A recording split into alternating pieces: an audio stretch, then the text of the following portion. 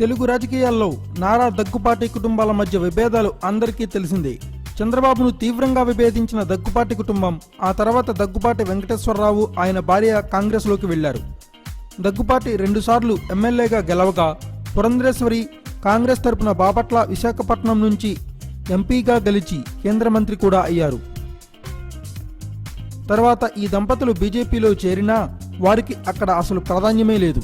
ఏపీలో వీరు అధికార టీడీపీకి మిత్రపక్షమైన ఆ పార్టీ మీద మాత్రం పోరు కొనసాగిస్తూనే ఉన్నారు. ప్రస్తుతం బీజేపీకి కూడా ఏపీలో ఆదరణ తగ్గిపోవడంతో ఆమె పార్టీ మారే యోచనలో ఉన్నారట. దీంతో ఆమెను తెదేపాలోకి తీసుకొచ్చేందుకు సీనియర్ నాయకుడు ముద్దుకృష్ణమనాయుడు ప్రయత్నిస్తున్నారట. ఈ నేపథ్యంలోనే ముద్దుకృష్ణమ చంద్రబాబు పురంధరేశ్వరి మధ్య రాజీ కోసం తీవ్రస్థాయిలో కృషి చేస్తున్నారని తెలిసింది. ఏపీలో బీజేపీ ఎదిగే స్కోప్ కనబడడం లేదు. దీంతో పురంధరేశ్వరి పొలిటికల్ ఫ్యూచర్ కోసం సైకిల్ ఎక్కే అంశంపై తీవ్రస్థాయిలో తర్జన పడుతున్నట్లు తెలుస్తుంది.